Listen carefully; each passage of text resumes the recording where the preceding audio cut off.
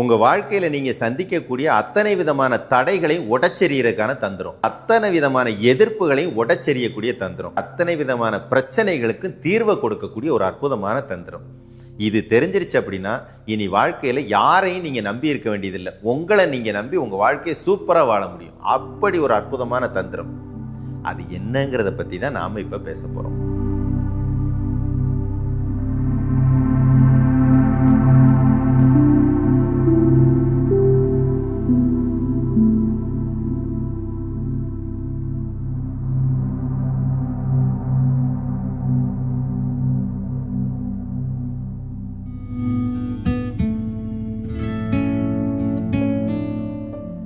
இப்போ பொதுவாக ஒரு மனுஷனுக்கு உடம்புல பிரச்சனை வரும் இல்லையா, வாழ்க்கையில் பிரச்சனை வரும். உடம்புல பிரச்சனைன்னா நோய்கள், ஏதாவது ஒரு இடத்துல ஒரு பாதிப்பு வந்துக்கிட்டே இருக்கும்.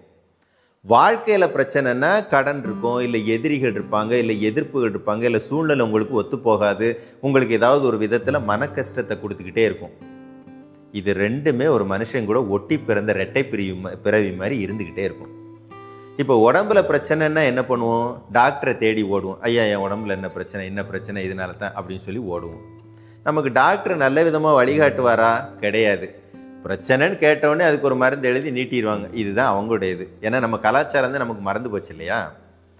மனசில் பிரச்சனை, இப்போ கடன் வந்துருச்சு, உடனே கிரகங்கள் சரியில்லைம்மோ. பிள்ளைகளால் இல்லை குடும்பத்தில் ஏதாவது பிரச்சனை, ஐயோ என் பிள்ளைகள்லாம் எனக்கு பிரச்சனை பண்ணுறாங்க, என்னன்னு தெரியலையே, இதெல்லாம் பேசுவோம். எதிரிகள் என்னை வாழவே விட மாட்டேங்கிறாங்க, நான் முன்னேறன்னு நினச்சா கண்ணு வச்சிடறான். இப்படி வாழ்க்கையில் பல பிரச்சனையை பார்க்குறீங்களா?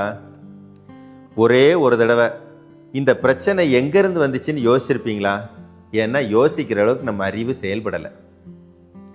இன்னைக்கு ஒரு விஷயம் உங்கள் வாழ்க்கையில் நடக்குது அப்படின்னா அதுக்குண்டான விதையை நீங்கள் ஏற்கனவே போட்டுட்டீங்கிறது அர்த்தங்க. இதில் மாற்றுக்கிறதே கிடையாது.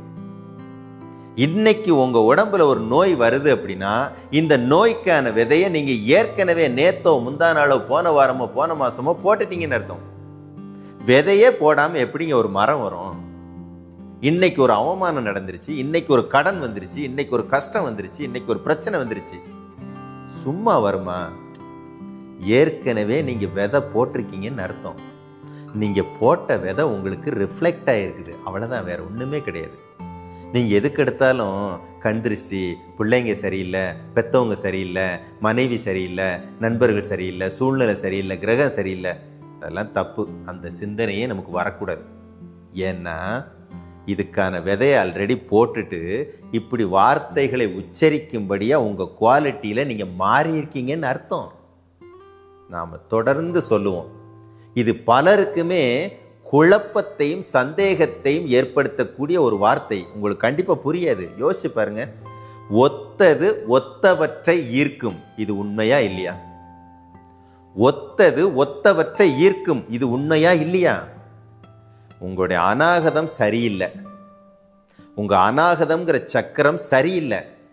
உங்க அநாகதம்ங்கிற சக்கரத்தை சரி பண்றதுக்கு உண்டான தந்திரம் தெரியல. உங்க அநாகதம்ங்கிற சக்கரத்தை பலமிழக்க பண்ணிட்டீங்க. இப்ப இந்த அநாகதம் என்ன பண்ணும்? ஒத்தது ஒத்தவற்றை உங்களை நோக்கி ஈர்க்கும். இந்த அநாகதம் பலமிழந்து விட்டால் அது என்ன பண்ணும்? அது அதுக்கு தகுந்த மாதிரியா சூழ்நிலைகளை தன்னை நோக்கி ஈர்க்கும். இதுதாங்க உண்மை. இந்த ஈர்ப்பு விதியோட ரகசியத்தை வெளியில மட்டுமே பார்க்காதீங்க, நம்ம உடம்புலையும் சேர்த்து பாருங்க. இப்ப இது சரியில்லை அப்படின்னா உங்ககிட்ட பேசுகிறவன் பூரா பாருங்க, அன்புக்காக ஏங்குறவனாக இருப்பான், இல்லை அன்பை வெளிப்படுத்த தெரியாதவனாக இருப்பான், இல்லை கோபத்தையும் வெறுப்பையும் வெளிப்படுத்துகிறவனாக இருப்பான். இது மட்டுமே தான் உங்களுக்கு சுற்றி சுற்றி நடக்கும். அப்போ நீங்கள் என்ன சொல்லுவீங்க? நேரமே சரியில்லை, யாரை பார்த்தாலும் என்கிட்ட எரிஞ்சு விழுறாங்க, என் வார்த்தைக்கு மதிப்பு இல்லை, என்கிட்ட நல்ல விதமாக 4 வார்த்தை பேச மாட்டேங்கிறான், பிரச்சனை அவங்ககிட்ட இல்லை. அப்படிப்பட்ட நபர்களை சூழ்நிலைகளை ஈர்க்கும் விதமாக உங்கள் அநாகதம் வீக்காக இருக்குன்னு அர்த்தம். அதே மாதிரி மணிப்பூரகம் உங்களுக்கு பலமாக இல்லை பலம் இல்லாத அளவுக்கு பண்ணிட்டீங்க. உங்கள்கிட்ட சேர்றவன் பூரா கடன் கேட்குறவனா வருவான், இல்லை நீங்கள் போய் சேர்றது பூரா கடன் கேட்குற இடமா போய் சேருவீங்க. கடனை பற்றி பேசுகிறவன், கஷ்டத்தை பற்றி பேசுகிறவனா உங்கள்கிட்ட வர்றான்னா அது அவன் பிரச்சனை இல்லை, நீங்கள் அப்படிப்பட்ட நபர்களை ஈர்க்கும் விதமான குவாலிட்டியில் மாறி இருக்கீங்கன்னு அர்த்தம். இதை யோசிச்சு பிரச்சனையை சரி பண்ணணும்னா உள்ளே இருக்கக்கூடிய உங்களுடைய முக்கியமான பகுதிகளை பலமாக்கணுங்கிற சிந்தனை உங்களுக்கு வந்துருச்சுன்னா நீங்கள் ஜெயிக்க போறீங்கன்னு அர்த்தம். அதை விட்டுட்டு எங்கேயோ இருக்கிற கிரகத்தை குறை சொல்றது, இல்லை யாரையாவது குறை சொல்றதுன்னு வெளியில மட்டுமே குறை சொல்லிக்கிட்டே இருந்தீங்கன்னா இந்த குறை ஒரு நாள் சரியாகாது. இப்போ சூரியன் உங்களுக்கு சரியில்லை, இல்லை சுக்கிரன் உங்களுக்கு சரியில்லை இருந்துட்டு போகுது, உடனே என்ன பண்ணுங்கிறது, சுக்கிரன் கோயிலுக்கு சூரியன் கோயிலுக்கு இல்லை அதுக்குண்டான பரிகாரம் என்ன நடந்துடும்? ப்ராக்டிக்கலாக யோசிங்க, என்ன நடந்துடும்? ஆனால் பிரச்சனை எங்கே இருக்கோ அந்த பகுதியை பலமாக்குனீங்க அப்படின்னா ஒத்தவற்றை ஈர்க்குங்கிற அடிப்படையில் அது அதற்குண்டான சூழ்நிலைகளையும் காரணிகளையும் ஈர்க்கும்னு நான் சொல்கிறேன். ப்ராக்டிக்கலாக சரியா இல்லையா? இதாங்க சித்தர் கலாச்சாரம் நமக்கு சொல்லி கொடுத்தது. எதையா இருந்தாலும் முதல்ல ஓங்கிட்ட இருந்து தொடங்கு அப்படின்னு சொல்கிறாங்க.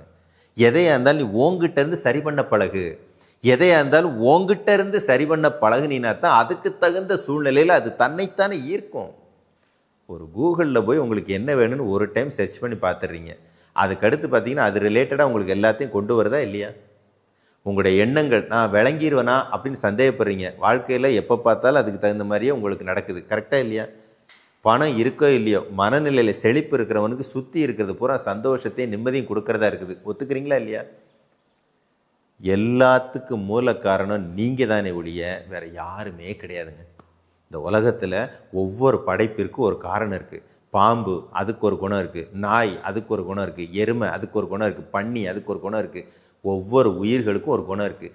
ஏமாத்துறவன் அவனுக்கு அதான் குணம், கொலைகாரன் கொள்ளைக்காரன் எல்லாத்துக்கும் ஒரு குணம் இருக்குது. ஆனால் நல்ல மனிதனுக்குன்னு ஒரு குணம் இருக்குது.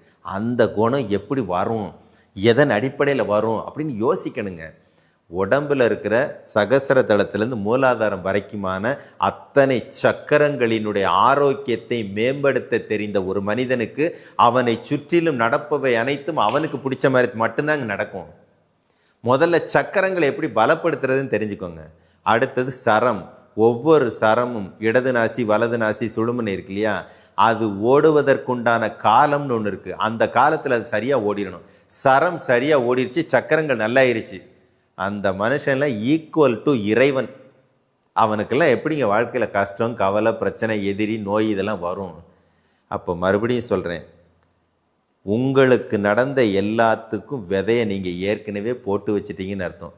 ஐயையோ எப்போ போட்டேன்னு தெரியலையே, என்ன போட்டேன்னு தெரியலையே, அதை எங்கே உட்காந்து திரும்ப யோசிப்பானே, நம்ம என்ன அவ்வளோ பெரிய ஞாபக சக்திக்காரங்களா?